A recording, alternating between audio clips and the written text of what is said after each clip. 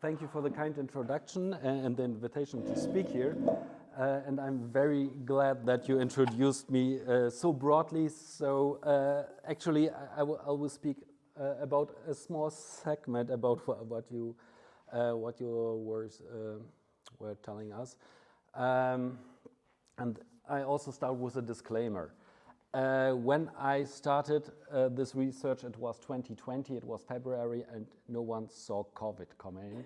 Therefore, the manuscript I'm writing right now, and hopefully it will be finished this year to have my second book ready, will deal a lot of with Poland and less with Ireland due to the circumstances.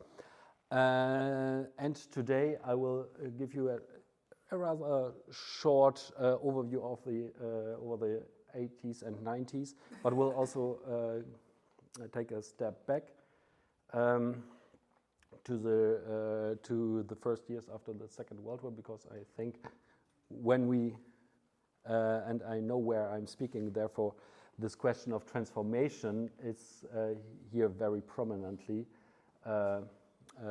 written. Transformation is a very important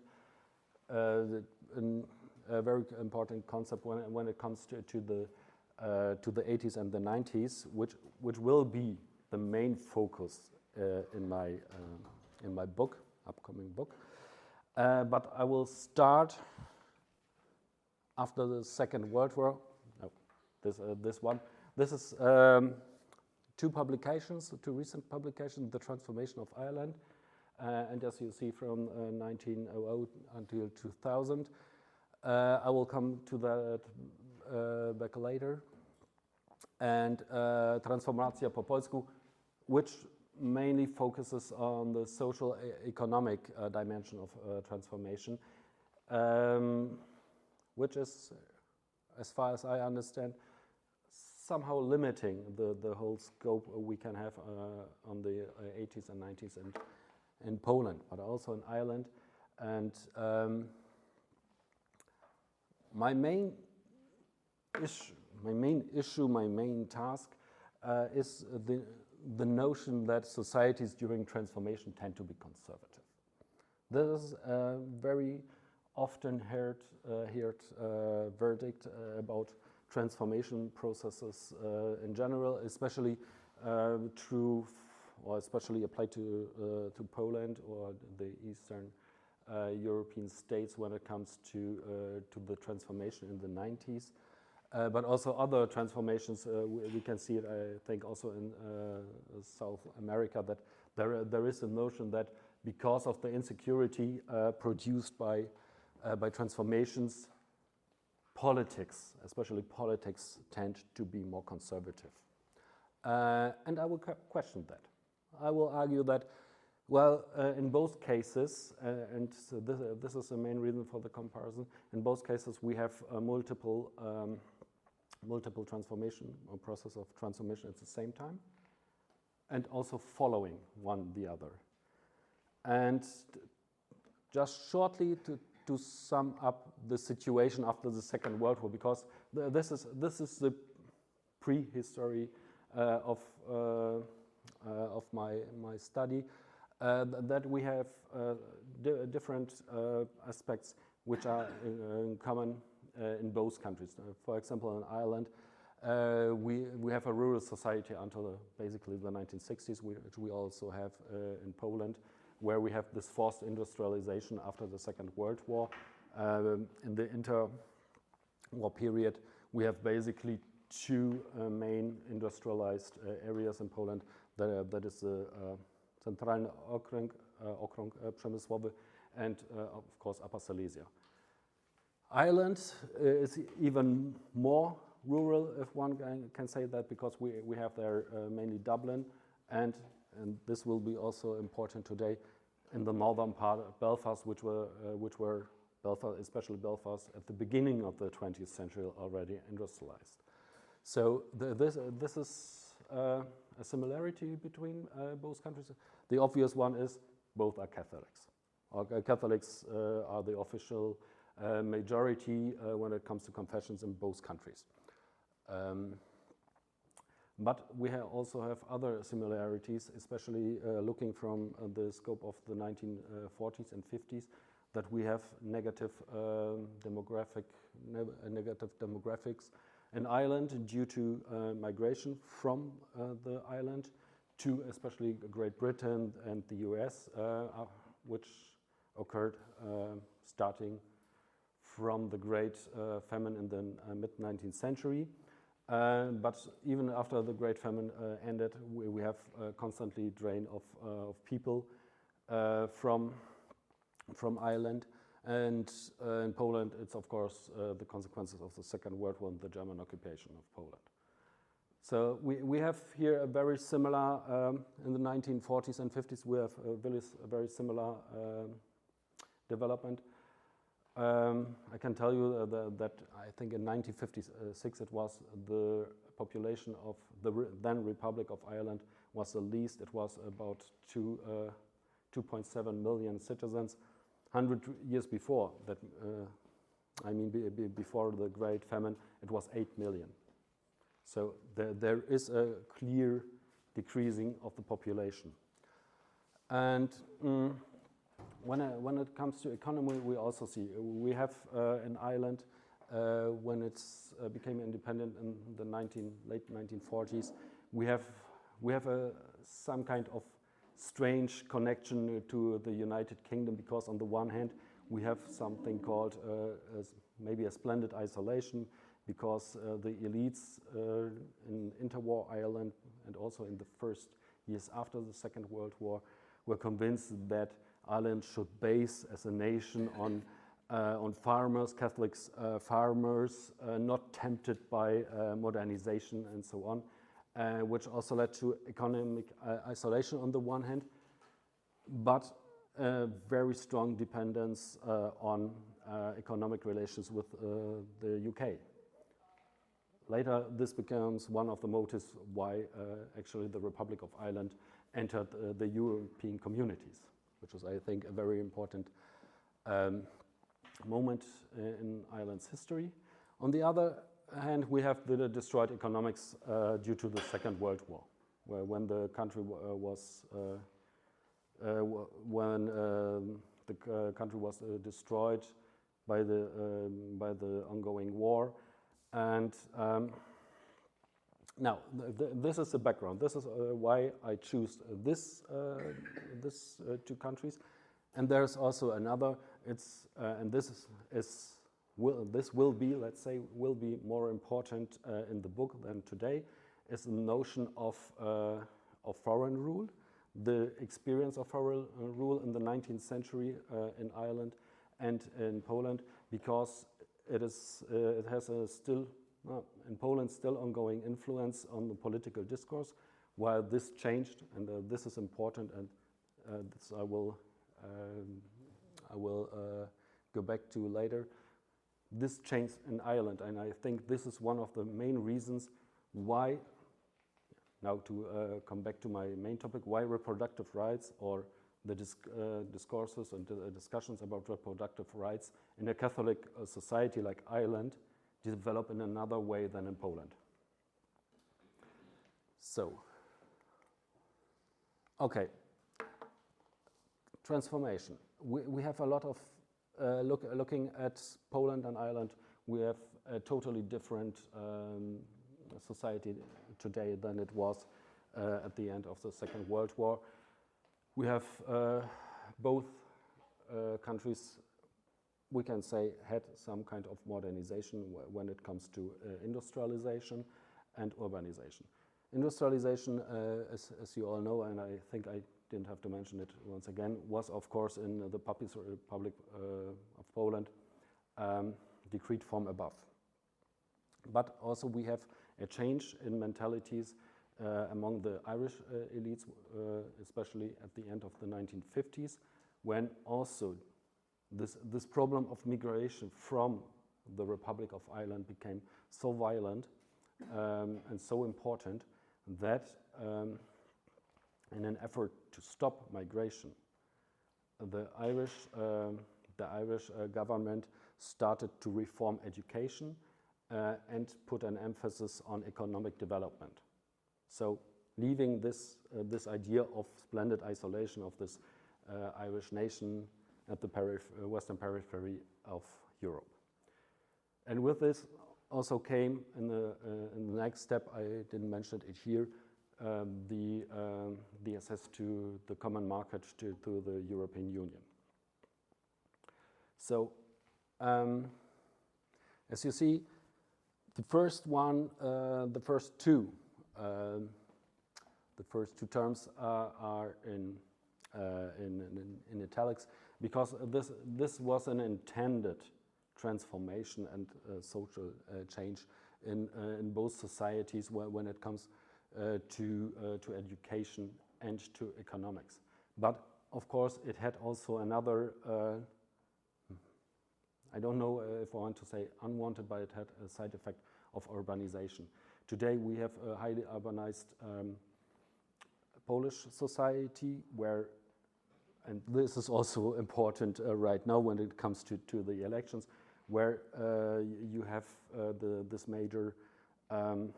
this major cities of Warsaw, Wrocław, Poznań, and so on and so on,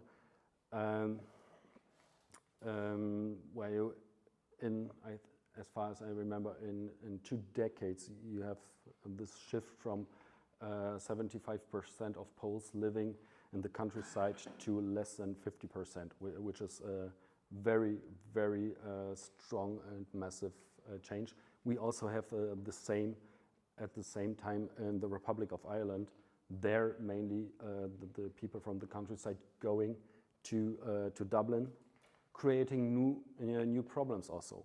We already had a female surplus, a male surplus in the countryside of Ireland, which becomes more and becomes even deeper and deeper. That means that, and the same is true for Poland, that the cities are feminized. We have a surplus of women in the cities, having better education and so on and so on, also connected to the educational reform. And the same we have in the Republic of Ireland. That means especially the western parts of the Republic, we have still this cottages, so we have farms. There are less, of course, and there we have mainly single men who are in charge of these farms. And we can say we have in Poland the same problem since the Second World War, that we have this migration of women from the countryside to the cities, which we also, by the way, can see during the elections, because mainly it were women often female voters who voted for the liberals or the left-wing candidates during the first round. Thank you. So this is something that both countries have in common when it comes to the changes. But there, I would say, is an, just a second. Okay, there's a very important difference. It's changing of the narration of nation. In the 1950s, we have still this very Catholic thinking among political elites, which also derives from that we have that politicians and clerics had the same education. We have until the 1960s, until the educational reform, the Catholic Church is the main provider of education in the Republic of Ireland. Whether it's kindergartens, elementary schools, universities, and so on, it's all in the hands of the Catholic Church. And therefore, we also have, let's say, a very traditional curriculum. This changes in the 1960s due to the governments or the states' influence on the educational system, providing more scientifics, more biology, more physics, more chemistry into the state-run curriculum or state-run schools now. So this is a major change. We have also this change in Poland when it comes to who is about to be educated.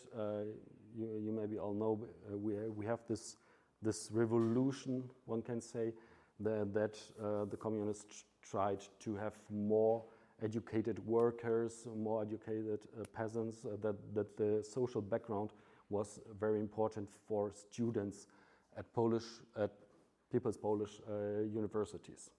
So, and this leads to major changes in the mentality of elites in both countries. In Ireland, it is very instructive, I think, that in 1951 the Taoiseach, the Prime Minister, declared during a parliamentarian debate on a welfare, on a healthcare system, that because there were some conflicts about whether doctors would advise, for example, women and young girls about contraception and so on, that he stated, "I'm a Catholic first, then an Irishman." So that there's this, let's say, Catholic ethos is very, very important also among the political leaders of that time. 20 years later, we can see that we have in Irish Parliament dissident views very strongly that question Catholic thinking, that question the condemnation of contraceptives mainly, and also raise the question of abortion. And this is very good that Professor Alter is here, because one could maybe say that this is a co-transformation to what happens in other Anglo-Saxon countries, because Ireland is not as isolated as it seems. It always looks to the UK, and the UK liberalizes in '67 its law on abortion, which also foresaw until then a total ban, rather to a modest version where you have also abortion on request, with one exception, that is Northern Ireland, because there has to be a Protestant majority. So this is a changing, and of course the ruling of Roe versus Wade in the United States in '73 has also an impact on the inner Irish discourses. Until then, or this is also the starting point when we have some kind of, this is not an Irish problem. The abortions, contraception, and so on is un-Irish because it's not Catholic. And this is the main challenge the society has in the 1970s, 80s, 90s. Today it has changed. So,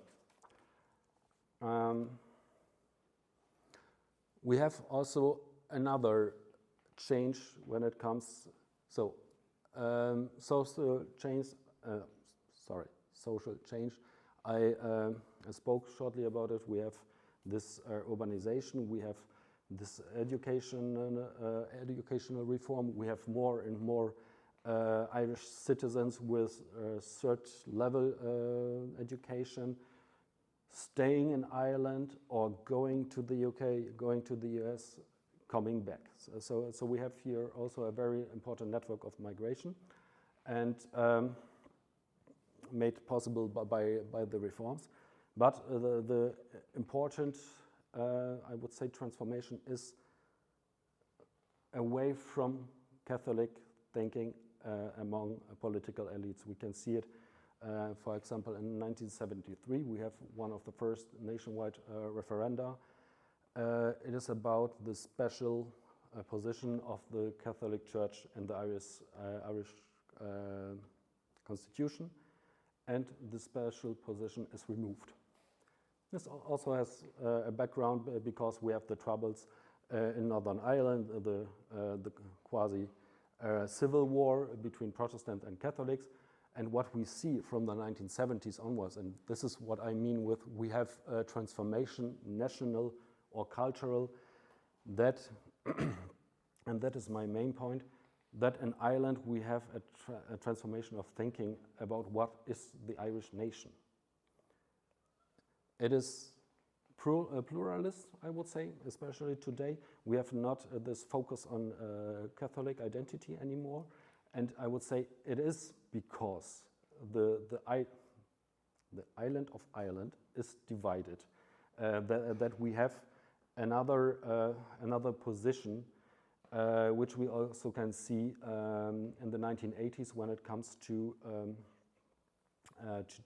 changes in foreign policies regarding the European communities and especially the UK. Since 1983, we have something like the New Ireland Forum, where the governments of the United Kingdom and the Republic of Ireland discuss together about the future of Northern Ireland. Of course, you all know, due to Brexit, we had a big step back. And when it comes to reproductive rights, we also see this othering. This abortion is un-Irish. Contraception is un-Irish. That changes already to the latter. When it comes to the latter to contraception, already in the 1970s. We have very fast development, and in 1979, the law on contraception liberalizing, or first time in Irish history allowing contraception to be sold. Thank you. To be sold in Ireland is passed, called an Irish solution for an Irish problem. And of course, we have a deeply, because of this change among the political elites, we have a deep change in the 1980s and in 1990s. The problem of the sex scandals inside the Catholic Church, and I would argue that this emancipation of the political elites is a precondition for even raising this issue. So, that is what I mean, that we have multiple transformations at the same time in the Republic of Ireland.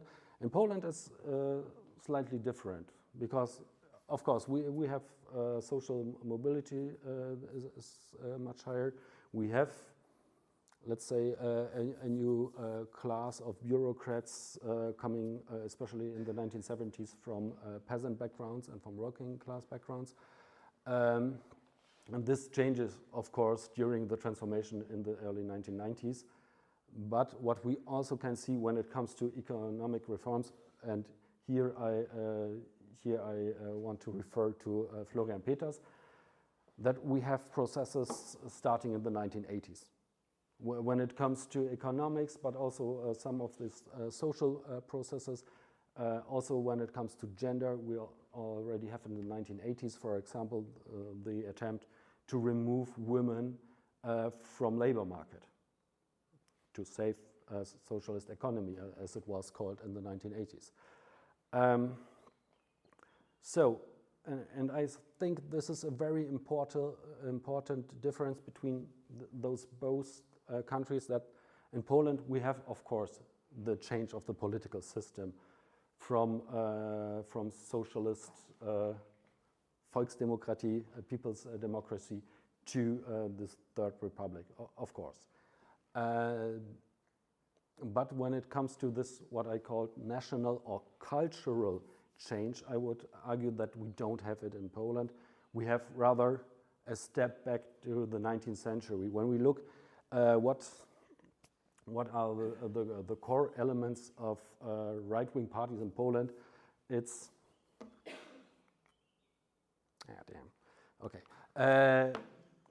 it's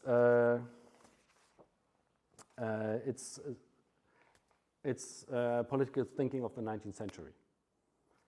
And I would argue that this is, so one could say that we have one level of change in the Republic of Ireland, which we don't have in the late People's Republic of Poland and in the first years of the Third Republic. That is about Catholic identity of the state, which was, of course, upheld during the whole time of communism.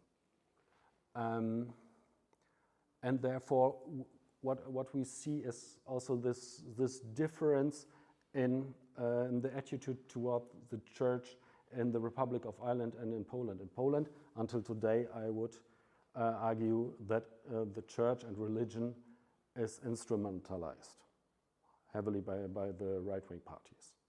When it comes to every politician from peace, he would always say that he's a good, devoted Catholic, although he isn't. But, and this is also important, when we look at society, we see, when it comes to reproductive rights, we see that there are changes. We see already in the Republic of Ireland that there are changes in the 1970s. We see in Poland that there are changes throughout the time. For example, that the average amount of children per family is decreasing, and not by chance, but these are conscious decisions, and they also affect the rural population, which is often portrayed by right-wing politicians in the Republic of Ireland and the People's Republic of Poland and today's Poland as some kind of this is the potential to save demographically the nation. The people in the countryside are those who are producing more citizens, which on a statistic level is true, but it's also decreasing. So, what are this? And this is an important point in my work. This connection between nation, demography, and reproductive rights, because I think this is what the whole discourses today are about. It's and Lynn maybe remember my new project about the vanishing of nation. And this is, I think, a common theme that we had in the Republic of Ireland due to migration. In Poland, we have it until today because of the experience of the Second World War, which, of course, has an influence on individual as well as collective or political thought. I once found a strange, let's say, a strange document by a Catholic group of activists who were calculating that in the event of a Third World War, there were only 35 million Poles compared to 120 million Germanics, Germans, Austrians, and German-speaking people from Switzerland. So you see that this this experience of the Second World War is very, very dominant, and we can see it also in the whole debates. For example, when it came before Poland entered the European Union, when was it Jarosław or Lech Kaczynski? I'm not quite sure right now. Who was calculating that? Yeah, but Poland has to have so many seats in the European Parliament and so on, because theoretically, without the Second World War, we would have this many people living in the country. So, and I would say this is a very strong narration which we have in the or difference between these two countries. And when it comes to demography, we have always different solutions to improve demography. The first one, the easy one, and maybe the one the Polish right wings would prefer, ban abortion. Then we will have more Polish citizens. Of course, it's not as easy as this is. The second one, and this is, I think, very symptomatic for the Polish discourse, is we could be a country to be an aim, a target for a destination, yes. Oh boy, a destination for migration. And that is, I would say, the re-eventing of Ireland during the years of the Celtic Tiger.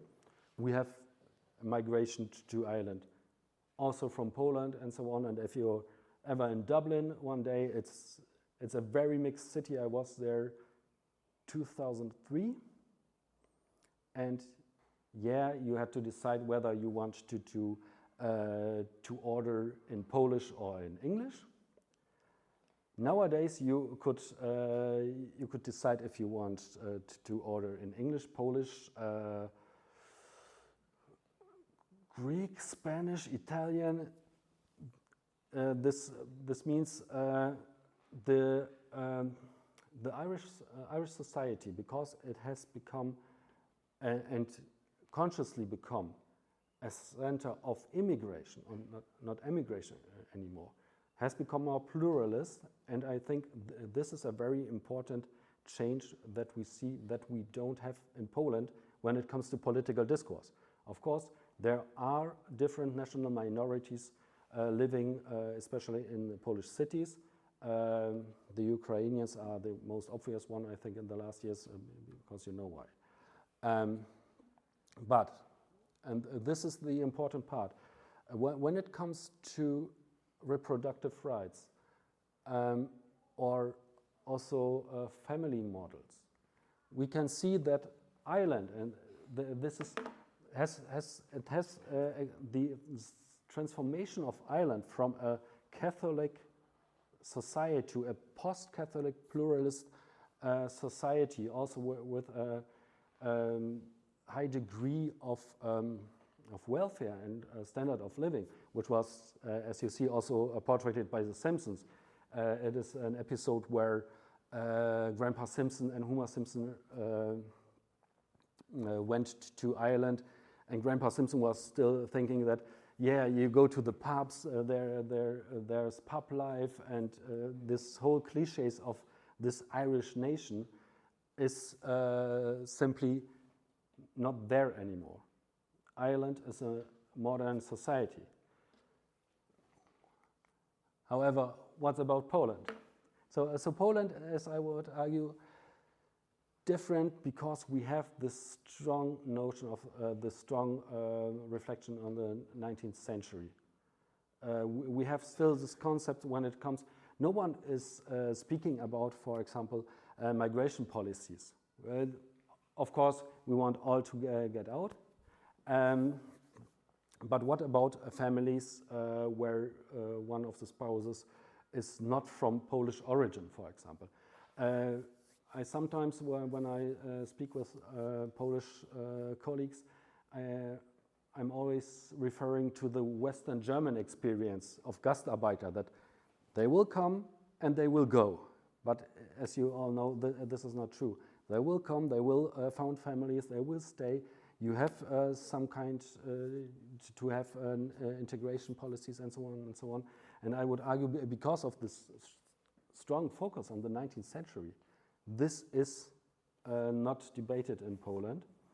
And as I said, when it comes back to reproductive rights, we have this strong notion of Catholicism in Poland, in the Polish discourse. Therefore, when Daniel, you mentioned it, when Trzaskowski, the first thing, as far as I remember, in the speech after the election was, he started with addressing the women, that there will be a liberalized law on abortion. This was the first point on his list, and then came some others, also some contradictory.